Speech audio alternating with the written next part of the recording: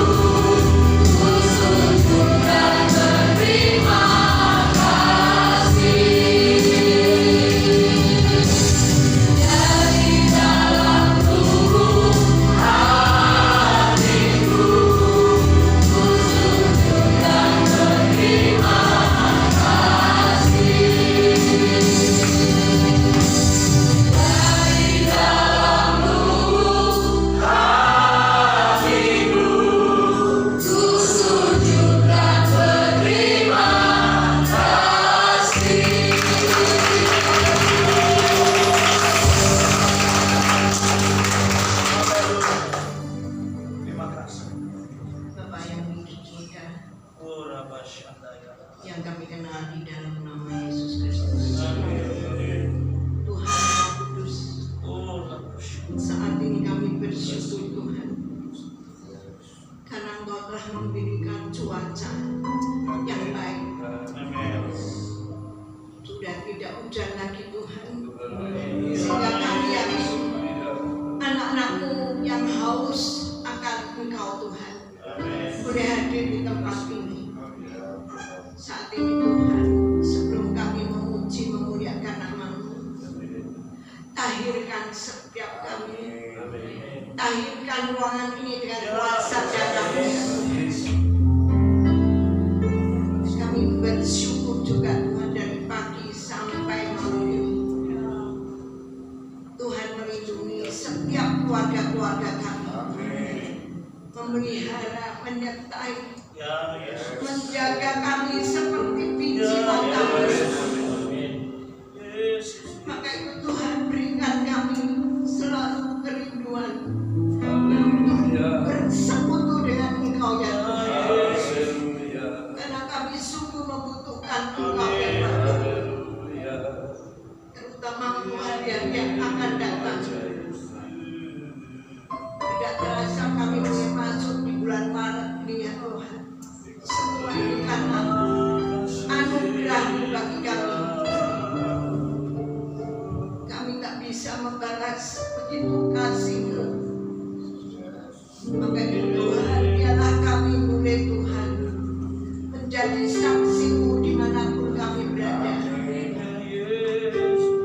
Saat ini juga kami serahkan setiap pelayan-pelayan-Mu, baik usher, waiter, singer, pemusik, multimedia dan sebagainya. Kami rindu Tuhan urapan-Mu bagi setiap kami. Hanya kuasa-Mu Tuhan yang memampukan kami melayani Engkau ya Tuhan. Ikat kami satu persatu dengan tali kasih-Mu. Kami juga serahkan Tuhan untuk hamba-Mu yang telah Kau utus ya Tuhan, Bapak Pendeta Yohanes Praworto Tuhan. Engkau telah pimpin perjalanannya tiba di sini dan tidak melonjak apapun. Apa yang dipersiapkan Tuhan untuk ditabur di tempat ini adalah isi hati Tuhan untuk menguatkan kami, menegur kami, menyembuhkan segala penyakit kami, menjawab setiap pergumulan kami. Dan Tuhan saat ini membangun dan bantuan tetapi Roh Kudus yang berkata-kata Tuhan. Maka itu berikan kami jemaat-Mu roh hikmat, pewahyuan, pengertian, terangi mata hati kami supaya kami boleh mengenal Tuhan dengan benar. Tuhan tahu setiap pergumulan anak-anak-Mu ya Tuhan. Yang sakit Tuhan sembuhkan, yang bergumul Tuhan di dalam kesesakan Tuhan memberikan kekuatan. Kami yakin Tuhan, firman yang akan ditabur Tuhan menjadi satu jawaban bagi setiap kami, supaya kami lebih kuat, lebih taat, lebih setia kepada Engkau ya Tuhan. Maka kami serahkan ibadah ini Tuhan, dari awal sampai akhir hanya dipimpin oleh kuasa Roh Kudus. Dalam nama Yesus kami bersyukur dan berdoa. Haleluya. Masih tetap berdiri Bapak Ibu, masih kuat berdiri, amin. Masih kuat berdiri, amin. Haleluya. Yang diberkati Tuhan di sepanjang hidupnya, lambaikan tangannya dulu. Haleluya. Berkat Tuhan itu tidak selalu berbicara tentang materi, tetapi nafas kehidupan yang kita terima secara gratis dari Tuhan itu adalah berkat Tuhan yang luar biasa, amin. Haleluya. Berikan tepuk tangan yang meriah untuk Tuhan Yesus. Haleluya. Yang mau bersukacita serahkan, haleluya.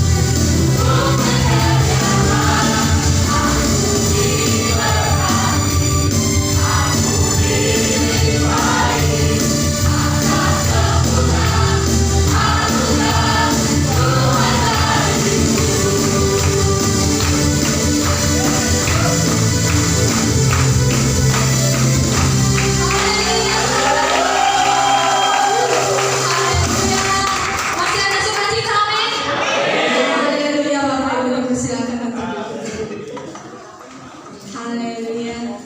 Baik, sebelum kita mendengarkan firman Tuhan, kita membuka ruang kesaksian bagi Bapak Ibu yang mau menyaksikan kasih Tuhan. Boleh dipersilakan. Haleluya. Mari kita bersaksi. Ayo. Yang dari mana bersiap-siap untuk mana? Haleluya. Apa ada Bapak Ibu? Wah, ini ya. Ayo, puji Tuhan. Ayo, ayo.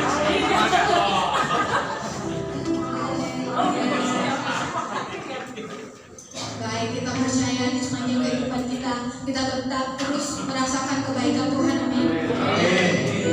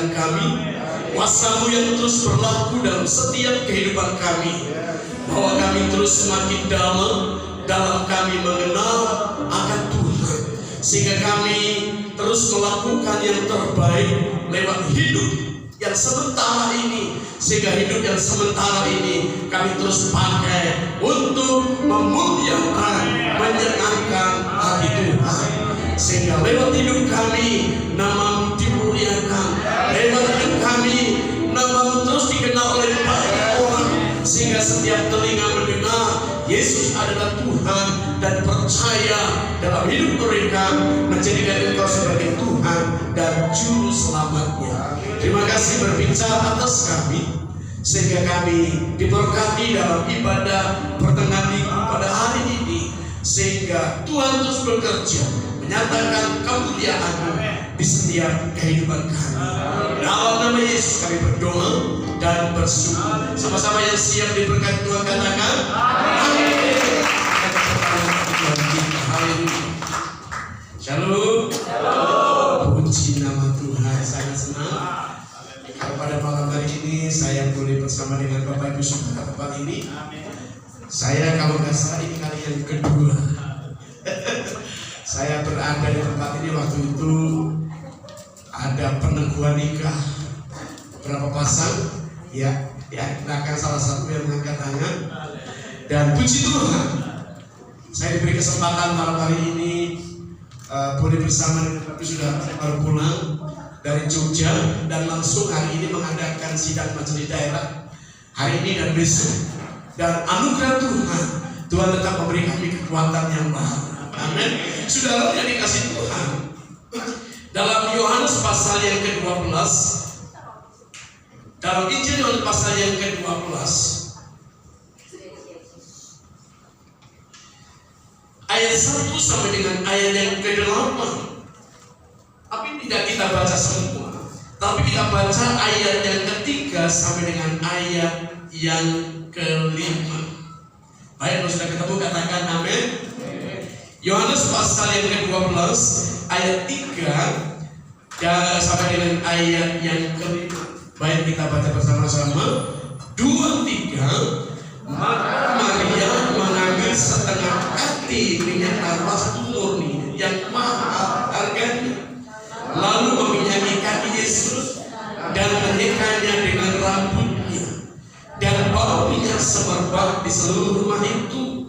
Tetapi Yudas Iskariot, seorang dari murid-murid Yesus yang akan segera menyerahkan dia, berkata, mengapa minyak narwastu ini tidak dijual 300 dinar dan uangnya diberikan kepada orang-orang miskin? Bapak Ibu Saudaraku yang dikasih Tuhan, dua hal yang ditampilkan dalam pembacaan kita malam hari ini adalah Maria dan Lazarus. Dua pribadi, sama-sama sosok yang mengikut Tuhan, sama-sama pribadi yang datang pada dalam waktu yang bersamaan. Tetapi dua orang ini memiliki sikap pengenalan yang berbeda. Ya, kita sama-sama ini datang ke tempat ini. Kita datang kepada Tuhan. Mari kita belajar bagaimana kita mengerti pengenalan akan Tuhan akan melahirkan sesuatu. Malam ini dalam tema khotbah saya beri pada judul seberapa berharga Tuhan di mata kita. Apa saudara? Seberapa berharga Tuhan di mata kita. Iya. Seberapa berharga Tuhan di mata kita. Kalau kita perhatikan pembacaan kita dari ayat yang ketiga, menjelaskan bahwa diberikan nama Maria, seorang yang memiliki pengenalan akan Allah yang mendalam, seorang pribadi yang memiliki rasa yang sangat dalam memberikan penghargaan kepada Allah. Di tengah orang banyak, dia melakukan suatu tindakan yang berbeda. Pengenalan akan Allah akan mendorong kita untuk melakukan sesuatu yang kadang-kala di luar nalar. Ya, kadang-kala gak masuk akal apa yang kita buat, kita lakukan untuk Tuhan. Pengenalan akan Allah dan rasa yang sangat tinggi, memberikan penghargaan kepada Allah, seharusnya dimiliki oleh setiap orang Kristen.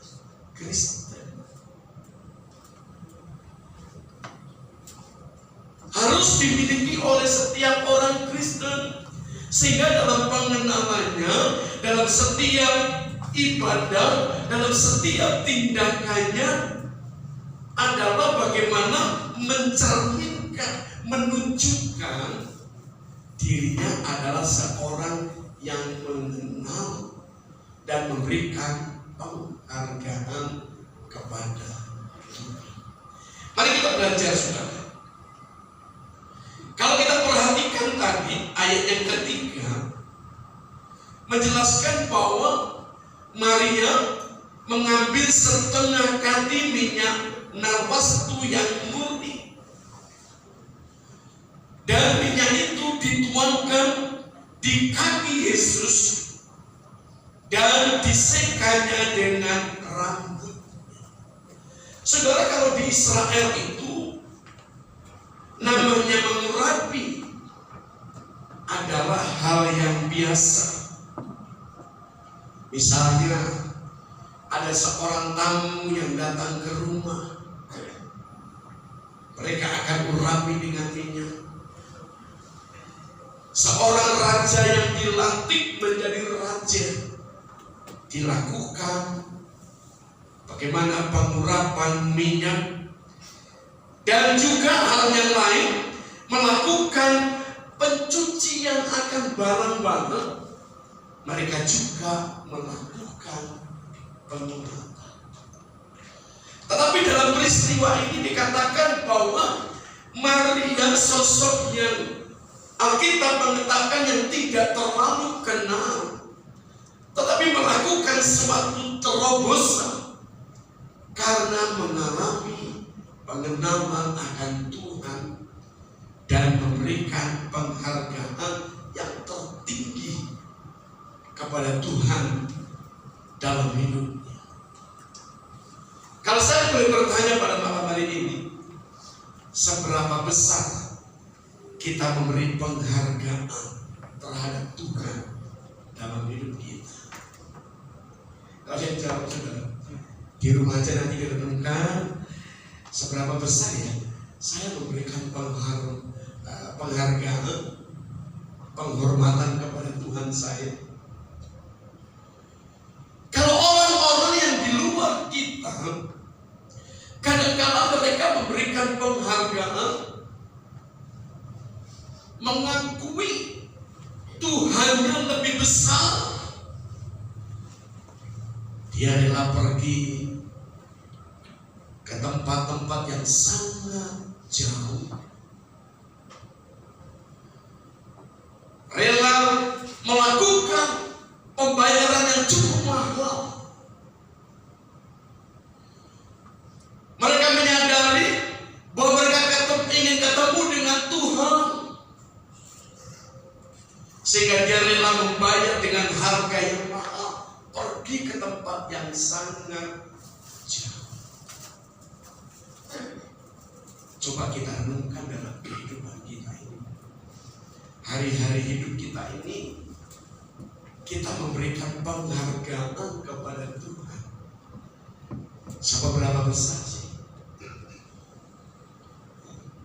Itu kita bisa jawab masing-masing dalam kehidupan kita. Saudara yang dikasih Tuhan, perhatikan, ia meminyaki kaki Yesus dan menyekanya dengan rambutnya. Saudara, kalau kita perhatikan,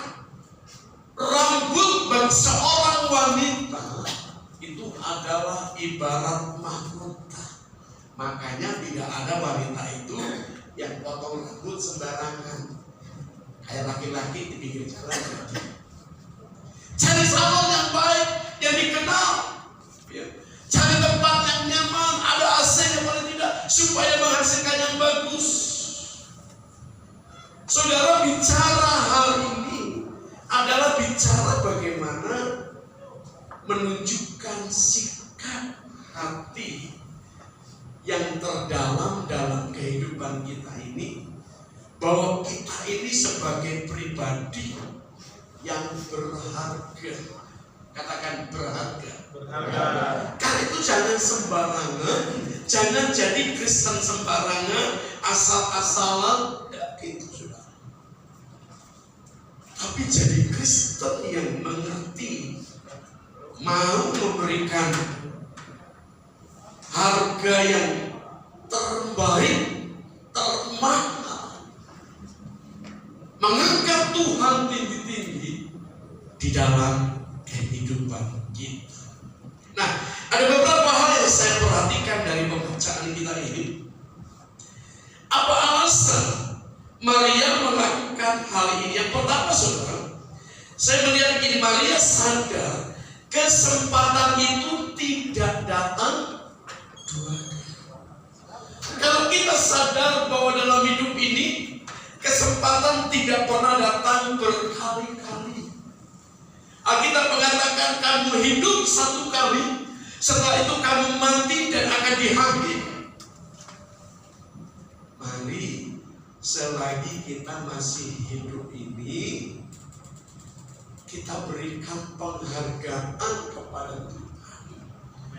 Yang tertinggi, Tuhan hadir di dalam hidup kita. Saudara, satu ketika saya bersama istri, karena tinggal kami di daerah Pademangan, malam-malam jam 9 malam keluar dari rumah, kita main gadget. Kami coba jumpai dengan orang-orang yang masih duduk-duduk di sana. Saya bawa termos, kopi sama teh. Ini penginjilan pribadi. Ya. Bawa termos sama teh. Orang-orang kan belum pulang, mereka kan masih capek nunggu-nunggu, nggak tahu apa yang ditunggu. Saya katakan begini, saya yakin Bapak seharian kerja pasti lelah. Oh iya, boleh saya kasih minum kopi? Oh boleh, nggak apa-apa. Apalagi dingin-dingin, hangat-hangat. Saya sampaikan, Pak, kenapa kami mau melakukan seperti ini? Karena kami menghargai, menghormati Tuhan yang memberikan penghargaan yang terbesar dalam hidup kami, dan Tuhan itu saya bagikan kepada Bapak. Nah, saudara yang dikasih Tuhan, saya juga sadar bahwa kesempatan kepada ketemu dengan orang-orang itu tidak selalu punya kesempatan untuk selalu datang. Makanya saya coba datangi siapa yang bisa saya datangi, saya temui siapa yang bisa saya temui, karena saya sadar saya belajar seperti Maria. Dia melakukan sebuah terobosan sehingga orang lain itu pun mengalami Allah yang dikenal, Allah yang mereka sembah di dalam hidup. Ya, jangan kita berpikir, wah, saya masih umur panjang, belum tentu, saudara. Belum tentu. Beberapa waktu yang lalu saya ditelepon oleh seorang teman. Dia punya anak umur 12 tahun. Ya, saudara, kejang-kejang, dan dia pada akhirnya meninggal. Kita tidak pernah tahu batasan limit umur hidup kita ini. Ya.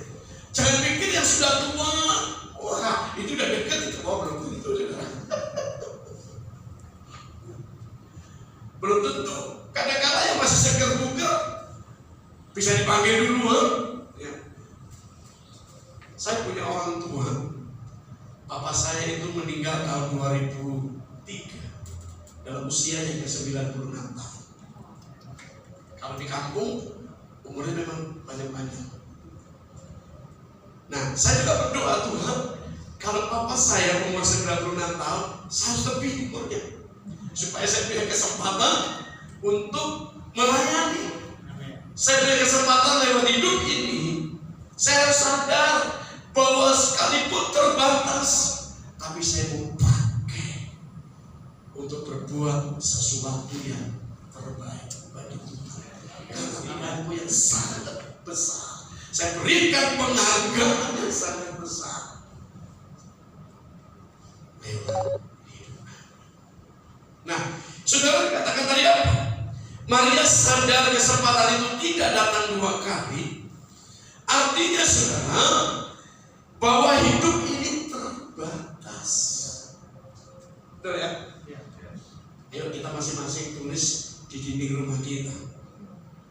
Minta umur berapa? Tulis masing-masing. Jangan di kertas ketika ada banjir. Sekarang kan musim banjir.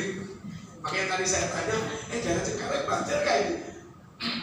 Ternyata agak daerah Puri sedikit agak banjir-banjir nggak apa-apa. Karena teman saya di Bekasi sampai diangkut pakai perahu. Tulis di dinding, minta Tuhan, aku minta umur sekian. Ada 120 tahun, tapi tetap produktif. Jangan 120 tahun sudah lembek, datang pada Tuhan sudah gak bisa tegak, sudah jangan. Selagi kita diberikan kesempatan ini, lakukan yang terbaik. Amin. Saudara terpanggil untuk berdoa. Berikan waktumu, doakan. GBI City Purpose di tempat ini. Ambil waktu setiap hari. Tuhan, aku ingin melihat tempat ini dipenuhi dengan jiwa-jiwa yang diselamatkan oleh Tuhan. Ya, saudara yang terpanggil di bidang yang lain, lakukan. Jangan bersungguh-sungguh. Lakukan. Saya sama Pak Anton ini bukan kenal 1-2 hari. Dari dia kelas 6 SD saya pernah kenal dia. Dia dulu di bawah saya, lain-lain. Saat saya ke gereja, ngecat di bangku, potong rumput. Kalau Tuhan angkat dimuliakan sekarang ini, itu karena Tuhan melihat kesetiaan. Nah saudara, apa yang bisa kita buat? Jangan menjadi Kristen yang hanya berpangku tangan sebagai penonton, tapi terlibat. Kristen yang mau terlibat, yang tidak bisa hadir, pendeta boleh nggak saya doakan dia, saya datangi. Dengan demikian kita melakukan sebuah terobosan. Amin. Untuk Tuhan. Karena sadar kesempatan itu tidak datang 2 kali. Ada pepatah Cina mengatakan demikian, orang malas selalu menunggu kesempatan, orang pintar menciptakan kesempatan. Jadi orang malas menunggu kesempatan. Kapan kesempatan tiba? Loh, jangan tiba-tiba. Anak muda, jangan menunggu kesempatan. Ciptakan kesempatan itu. Amin. Tadi ada seorang yang bersaksi sama saya dalam sidang di daerah itu.